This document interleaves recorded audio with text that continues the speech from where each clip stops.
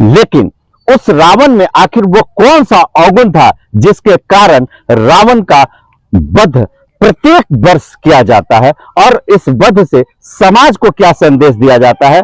देखिए, रावण दहन से समाज को एक ही संदेश दिया जाता है कि जो भी अहंकारी, दुराचारी, व्यभिचारी होगा उसका अंत होना निश्चित है। जैसे नमस्कार, प्रणाम। मेरा नाम है मनिंदर सिंह और आप देख रहे हैं सारण 24 न्यूज़। तो आज हमारी टीम जो है वो आई है मरहौरा के पुरानी बाजार, जहां करीब 35 वर्षों से रावण वध का कार्यक्रम होता आया है। आज हम रावण के गुण और अवगुणों पर चर्चा करने के लिए यहाँ इकट्ठा हुए हैं। तो अगर आप इस वीडियो को YouTube पर देख रहे हैं तो चैनल को सब्सक्राइब कीजिए, और अगर Facebook पे देख रहे हैं तो लाइक, फॉलो और कमेंट करना नहीं भूलिए। रावण, जिसे प्रत्येक वर्ष के विजयदशमी के दिन हम रावण का दहन करते हैं, रावण का वध करते हैं। आइए जानते हैं कि इस रावण का वध हम क्यों करते हैं और इस रावण का वध करके हम आज भी समाज को क्या संदेश देना चाहते हैं। हम जानेंगे रावण के गुण और उसके उन अवगुणों के बारे में जिसके चलते रावण का वध हर वर्ष किया जाता है। रावण ब्रह्मा के पुत्र पुलस्त, महर्षि पुलस्त का पौत्र रावण, विश्वशर्मा ऋषि का पुत्र रावण, महाप्रतापी, महापराक्रमी और तीनों लोकों का विजेता रावण।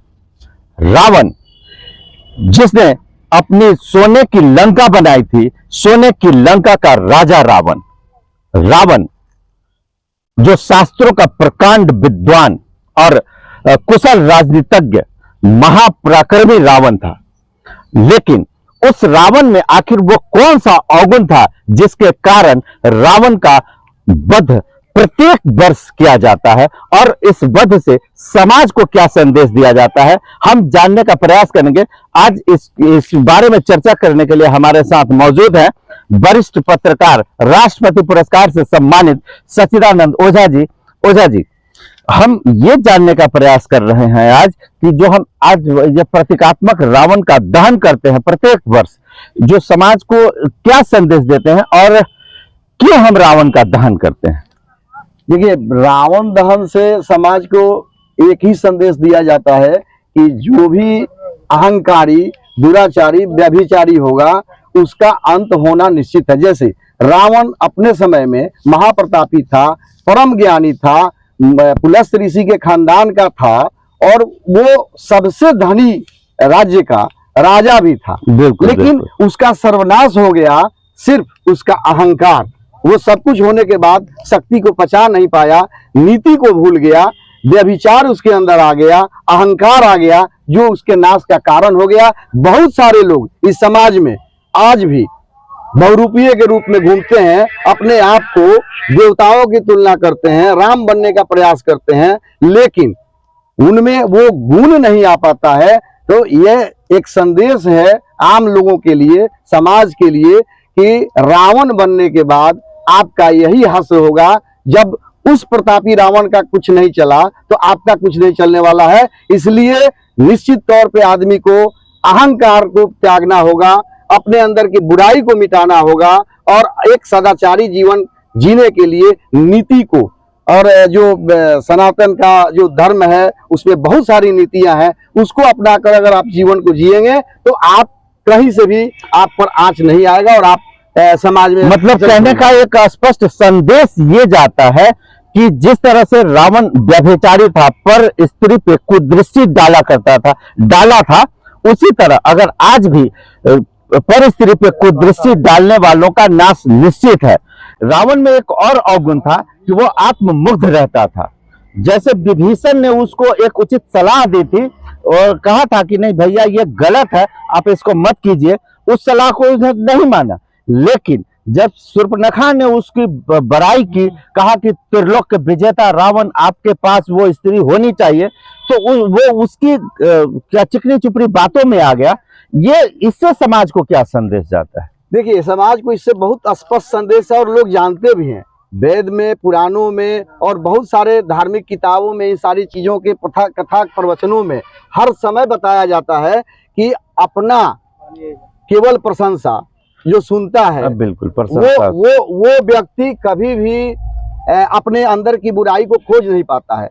और जो व्यक्ति अपने अंदर के बुराई को खोजने लगेगा वो सफल जीवन जी सकता है, उसका जीवन बेहतर हो सकता है और उसमें कम से कम बुराइयां रहेंगी। मनुष्य है तो कुछ बुराइयां आती हैं, लेकिन जो आपके जीवन को नष्ट कर दे, जीवन के मूल्यों को नष्ट कर दे, वैसे बुराइयों से बचना चाहिए और तब ये समाज जो है आपका बेहतर चल सकता है, रह सकता है। मतलब कि निंदक नियरे राखिए आंगन कुटी सवाय, बिन पानी साबुन बिना निर्मल करे सुहाय। मतलब आलोचना को गंभीरता से लेना पड़ेगा, लेना चाहिए।